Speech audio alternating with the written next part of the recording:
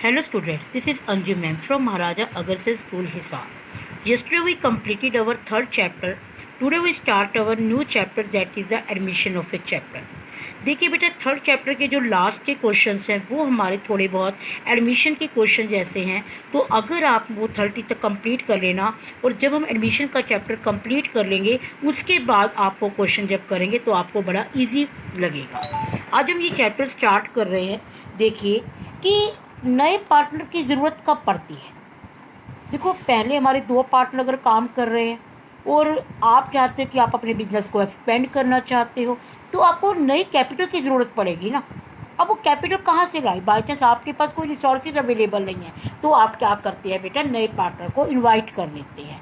या आपको कोई एक्सपीरियंस्ड पर्सन दिखाई दे रहा है, आपने सोचा कि अगर हम उससे अपना पार्टनर बना लें तो हमें फ़ायदा हो जाएगा। या आप किसी पर्सन की गुडविल को लेना चाहते हैं, या आपका ही कोई पहले एम्प्लॉय था और आपने चाहा कि अब हम उसको पार्टनर बना लेते हैं। तो ये सब कारण थे जिसके कारण हम नए पार्टनर को एडमिशन करते हैं। लेकिन अब आप एक बात देखिए बेटा कि जैसे अब हमारे 2 पार्टनर हैं ए और बी।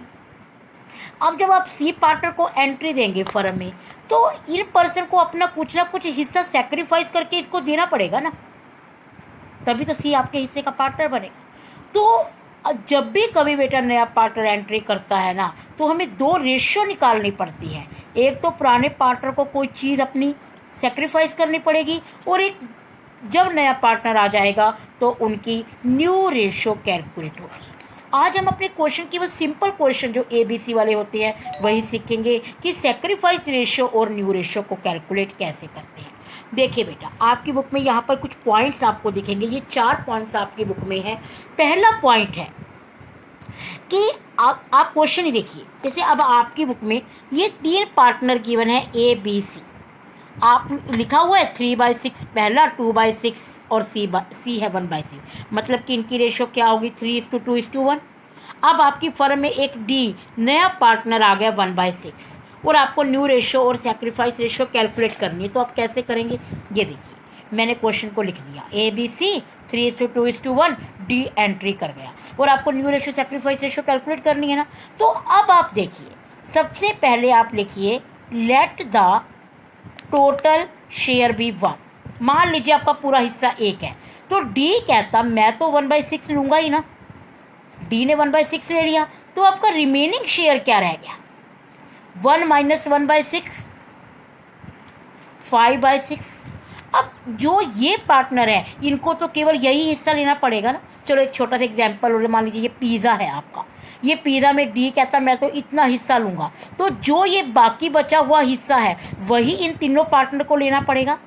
तो अब ये 5/6 को अपनी 3:2:1 में डिस्ट्रीब्यूट कर लेंगे। तो आप क्या करेंगे, A is new share 5/6 into 3/6, B is new share 5/6 into 2/6 और C is new share 5/6 into 1/6। तो इस तरीके से आप न्यू रेशो कैलकुलेट करेंगे। और बेटा अगर आपके पास यहाँ कुछ भी गिवन नहीं है तो आपकी ओल्ड रेशो ही क्या होगी, सेक्रीफाइस रेशो होगी। आपको कैलकुलेट करने की ज़रूरत नहीं है। अब आप अपनी बुक में भी देख लीजिए।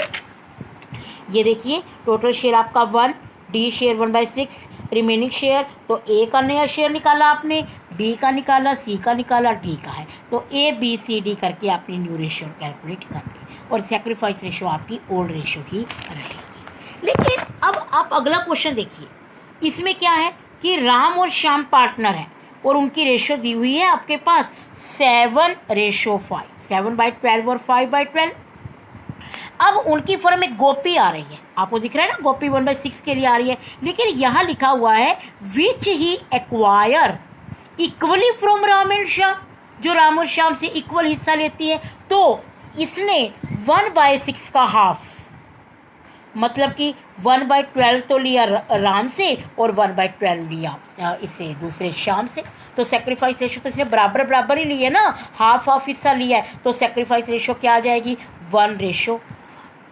अब आप क्या लिखेंगे, गोपी गेट्स फ्रॉम राम।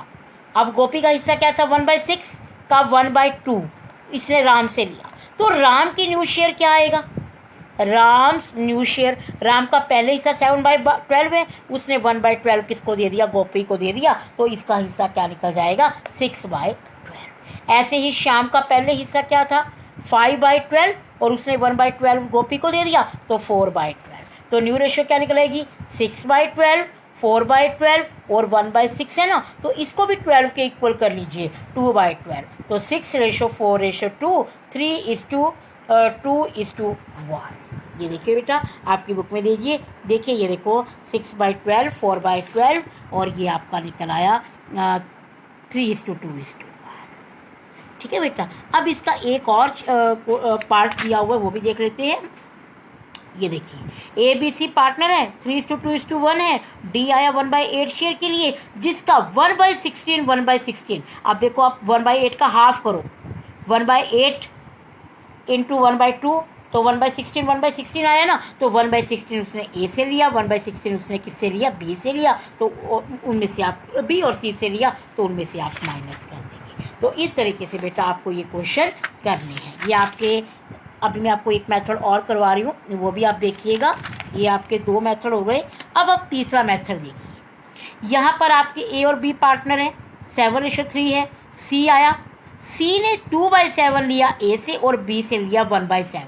देखो इसका टोटल हिस्सा 3/7 है, 2/7 प्लस 1/7 3/7 बन गए ना, तो आप डायरेक्ट माइनस कर दीजिए, 7/10 में से 2/7 और 3/10 में से 1/7, और ये इनकी क्या निकल जाएगी, सैक्रिफाइस रेशो, और जो कैलकुलेट करके आएगी वो क्या आएगी, न्यू रेशो आएगी। जब गिवन हो, जब आपका इनको प्लस करके वही शेयर बन जाता है ना, इसका मतलब आप डायरेक्टली माइनस कर सकते हैं, और इस तरीके से भी आपको क्वेश्चन करना आ सकता है। अब आपका एक मेथड और है बेटा, लास्ट मेथड है ये केवल आपका, कि ए और बी पार्टनर है 7:3 के, सी आया, ए सैक्रिफाइस 2/7 ऑफ हिज शेयर, ए ने अपने हिस्से का 2/7 हिस्सा सैक्रिफाइस किया है। तो आप देखिए ए का पुराना हिस्सा क्या है, 7/10, और ए ने अपने हिस्से का कितना सैक्रिफाइस किया, 2/7। तो 7/10 का 2/7 निकालेंगे, तो ए ने अपने हिस्से का कितना दिया है, 1/5।